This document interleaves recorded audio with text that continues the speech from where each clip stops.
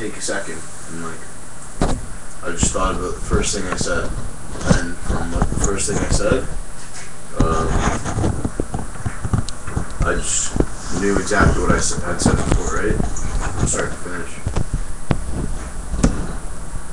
Some things you don't need to like even like think about too much, because it's already in your head, right? You already know what's going on and what happened, so you just, it's like comes naturally, right? Well, that, I mean, I think that's the thing I found when if you're writing an essay, right? If you're writing an essay, the whole point was that you were supposed to read some books on the subject, and then you're going to write an essay about the subject, right? So you research it, and I found that if I research something, then when I go to write it, I just write it because I already know all the material. But if I don't know the material, then I'm looking in the books, trying to find references and all that stuff. And that wasn't the purpose of having wrote the essay, right? Mm-hmm. The purpose of having wrote the essay is that by having 30 people all research 30 different subjects, you could get really concise information about a whole lot of material in a relatively short format, right? Mm-hmm. Right? Because everyone's getting one thing done, like everyone has one thing to do, whatever, right? So it's easier to get more accomplished. Yeah, and faster, right? Every time you have more people, it goes by like 10 times quicker, right? And that's when you take that idea, I just had something here. Wow. Yeah.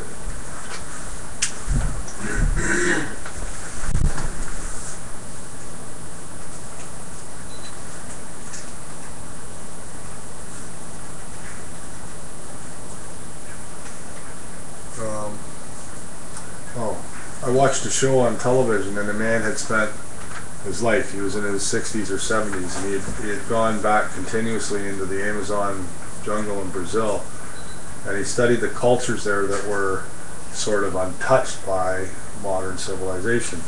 And as they were touched by modern civilization, they were trying to not have so much outside, like minimize the outside influence, and minimize the outside influence of the way they governed, and allow the way they governed to sort of develop naturally, right?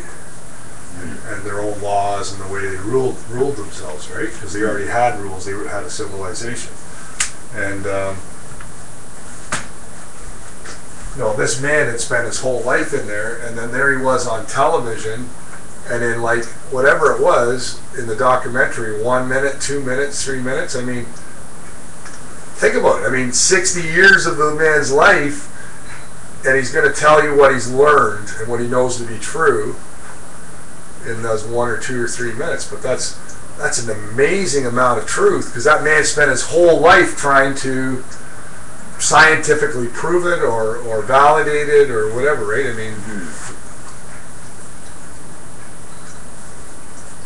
I think he need more than 2 minutes. Well, I mean, he obviously wrote books as a scholar, right? Mm-hmm. But the point is that for a person like me who wants to take the significance of things, I mean, I understood what was important about what he was doing in 2 or 3 minutes, right? Because I wanted to know what was good for man, right? And what were men who were self-evident and self-governed, what were the types and systems and fairness that they developed? Not the ones that came from kings and queens and guns and knives and armies and bullies and whatever, right? Mm-hmm. Do you understand what I'm saying? Yeah. The men that lived in those jungles for tribes and got along with one another, right? Mm-hmm. That's sort of what life's about. Whether you're 50 feet apart from someone or 100 feet apart, or you're all the way around the world, I mean, those guys lived in harmony in the woods, and those resources were always there. I mean, they didn't run out of fucking frogs and snakes and trees to cut, right? Mm-hmm. punching snakes in trees. Well, But I know what you're saying. See how like people were and like how they like decide to like rule themselves, right? Compared to other societies or whatever, right? right. And like see the differences. I think this is my personal opinion. If you looked at every different type of society and just pulled every piece of good from it and put it together, it would probably be a fucking perfect society. You know what I mean? Well, like, not exactly, because not every society is perfect, right? And I don't think it ever will be. But you can try pretty fucking hard, right? Well, I think what a human being feels he's indignified, he's probably been indignified.